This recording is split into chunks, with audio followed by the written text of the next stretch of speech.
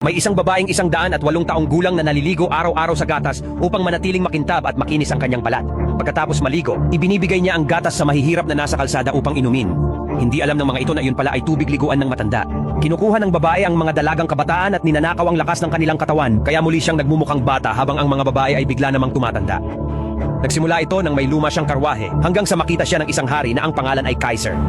Lubha siyang humanga sa kagandahan ng babae kaya napakasalan niya ito. Ngunit sa unang gabi pa lamang ng kanilang kasal, pinatay ng babae ang hari. Pagkatapos ay binuksan niya ang mga tarangkahan ng kuta at pinapasok ang kanyang mga tauhan. Idineklara niya ang sarili bilang reyna at nagsimulang gumamit ng itim na mahika. Isang araw, nagdala ang mga kawal ng isang mahiwagang salamin na may gintong frame. Araw-araw tinatanong ng reyna ang salamin, "Sino ang pinakamagandang babae sa buong mundo?" Sa loob ng maraming taon, pangalan niya ang isinasagot ng salamin. Ngunit isang araw, sinabi nitong may isang batang mas maganda na kaysa sa kanya. Ang batang iyon ay ang anak na babae ng hari na may napakaputing balat. Pinangalanan siya ng hari na Snow White noong siya ay ipanganak at ginawa ring tagapagmana. Pagkamatay ng hari, ikinulong ng reyna si Snow White sa isang madilim na silid. 10 taon na natili roon si Snow White.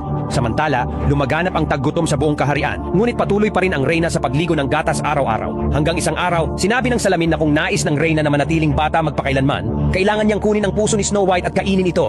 Ipinadala ng reyna ang kanyang kapatid upang kunin ang puso ng dalaga. Ngunit nang makita nito si Snow White, nagbago ang isip niya dahil sa kagandahan ng dalaga. Nakakita ng pagkakataon si Snow White, sinugod niya ito sa muka at tumakas.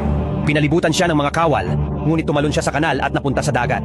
Nang malaman ito ng reyna, ipinadala niya ang isang lalaking minsan nang nakatakas mula sa kagubatan. Ang mga ngaso na kilala bilang Thor. Sinabi ng reyna sa mga ngaso na kapag naisama niya pabalik ang dalaga, bubuhayin niya ang kanyang yumaong asawa. Hindi sigurado ang mga ngaso kung totoo ito, ngunit pumayag pa rin.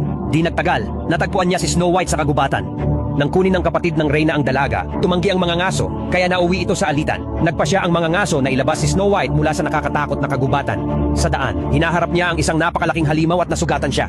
Lumabas si Snow White sa harap ng halimaw at bigla itong tumigil, parang nakaramdam ng mahiwagang kapangyarihan mula sa dalaga. Sa huli, nakalabas sila ng kagubatan ngunit nadakip sila ng ilang mga duwende. Nang ipakilala ni Snow White kung sino siya, pinalaya nila ito at dinala sa kanilang tahanan. Maraming kakaibang hayop at nilalang ang naninirahan sa kagubatan. Isang araw, dumating ang isang puting usa. Yumuko ito kay Snow White, hudyat na espesyal ang dalaga. Ngunit may biglang tumira ng palaso sa usa at naging mga lumilipad na insekto ito. Nagkaroon ng labanan at nailigtas ng mga duwende si Snow White. Nabihag muli ang mga ngaso, ngunit kalaunan ay napatay niya ang kapatid ng reyna. Samantala, muling gumamit ng mahika ang reyna at nag-anyong batang lalaki. Pinakain niya si Snow White ng lasong mansanas, dahilan para mawalan ito ng malay. Binalik siya ng mga tao sa palasyo, ngunit walang makagising sa kanya. Hinalikan siya ng mga ngaso at nagising ang dalaga. Naramdaman ng reyna na kailangan na niyang lumaban ng sarili. Ninakaw niya muli ang lakas ng ilang kabataang babae at nagmukhang bata ulit. Nagpadala siya ng hukbo. Sa kabilang banda, bumuo rin si Snow White ng sarili niyang hukbo at sinalakay ang kuta. Pumasok ang ilan mula sa ilalim at binuksan ang tarangkahan. Pagkapasok nila, agad nagsimula ang laban. Nagharap ng personal si Snow White at ang reyna. Buhay na muli ng reyna ang mga warrior na bato sa pamamagitan ng mahika, ngunit nakipaglaban pa rin ang mga ngaso at kaniyang mga kasama. Sa huli, nasugatan ni Snow White ang reyna kaya bumalik ang tunay na edad nito at tuluyan siyang namatay. Nawala ang kadiliman sa kaharian at si Snow White ang naging bagong reyna.